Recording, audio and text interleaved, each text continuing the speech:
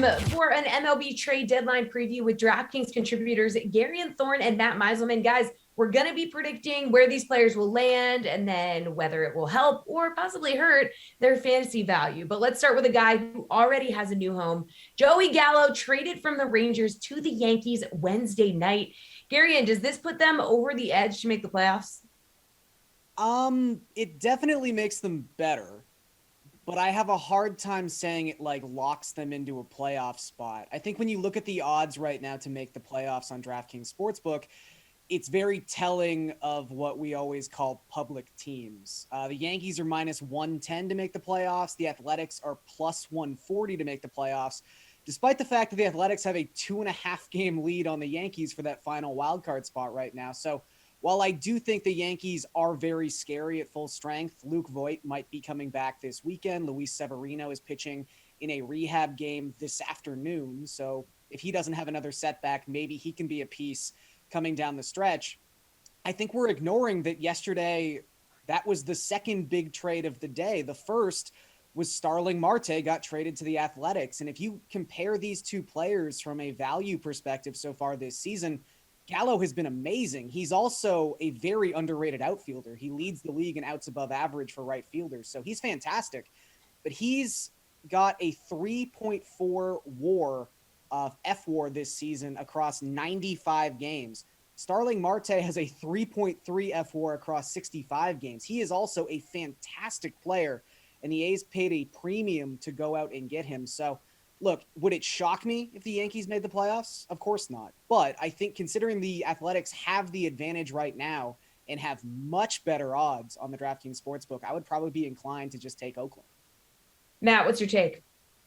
I agree with a lot of that. I think the big factor, though, that could determine this is if the Yankees make another move. So if the question is, does Joey Gallo put the Yankees over the top?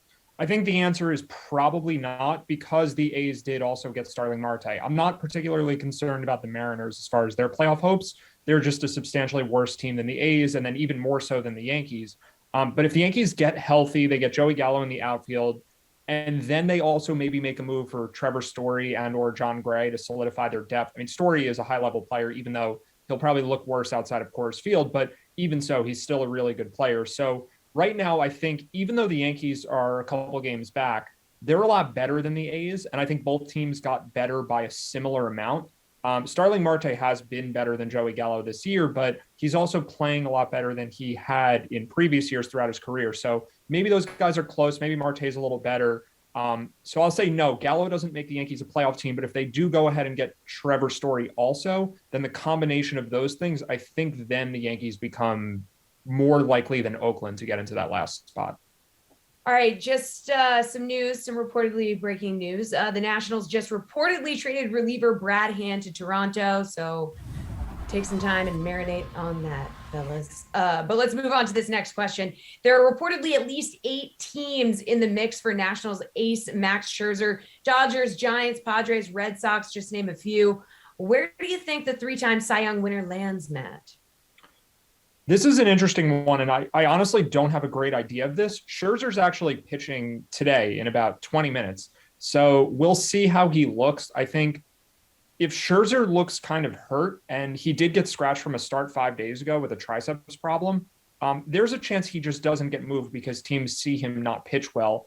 It's a really unique situation to have a pitcher going on the mound just shy of the trade deadline and basically auditioning for all of these teams.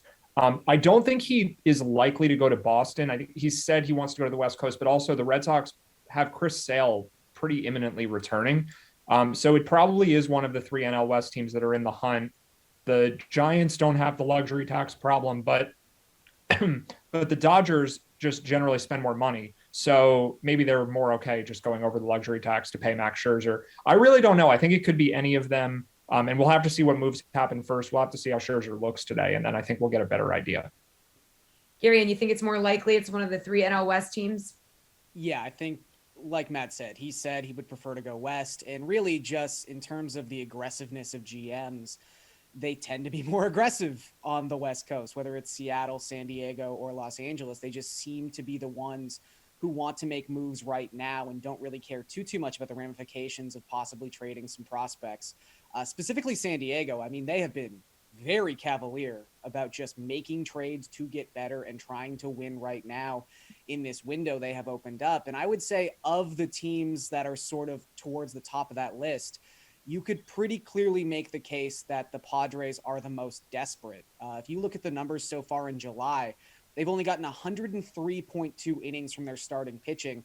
That is the sixth worst mark in all of baseball. And their starters have a 5.99 ERA in the month. They're just not going to catch up to the Giants and the Dodgers if they keep getting starting pitching at that level.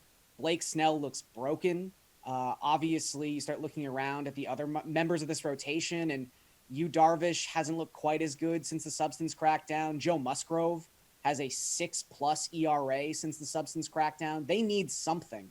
And I think Preller's proven time and time again that he'll be willing to do something. So even if Scherzer doesn't look amazing today, I would say the Padres are probably my top team to try to get something done here. Guys, Kris Bryant is one of many Cubs who's rumored to be on the way out. San Francisco is emerging as a key suitor. Garion, will Bryant land by the Bay, or is he going somewhere else?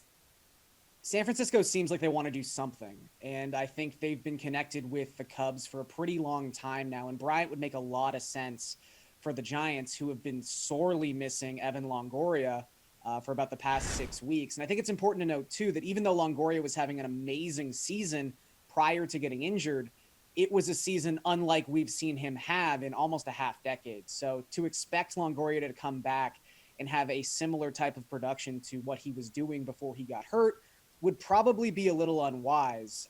But still, even when Longo comes back, Bryant's great in the sense that you can now slot him in at a corner outfield position. And the Giants, maybe more than any other team aside from the Tampa Bay Rays, love playing the platoon splits. They love utilizing multi-position eligibility.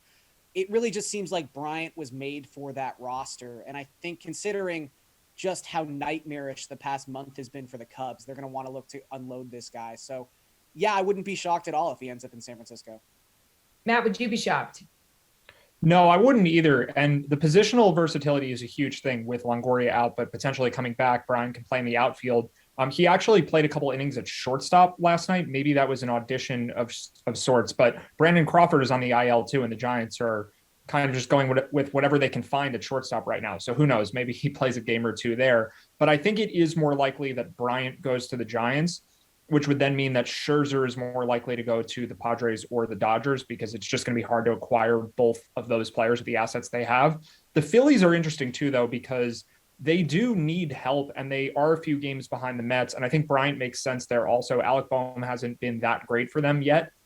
He is an up-and-coming prospect and probably will be really good at some point. But right now, Bryant would help the Phillies a lot. The problem is the way that the National League standings are set up, there are going to most likely be 3 teams from the NL West that make it. So unless the Phillies can pass the Mets, they really don't have a shot to make the playoffs. The wild card is kind of out of reach for them. So they may just not want to be buyers and maybe just not go for it. And then in that case, I think it just makes it easier for Bryant to end up in San Francisco.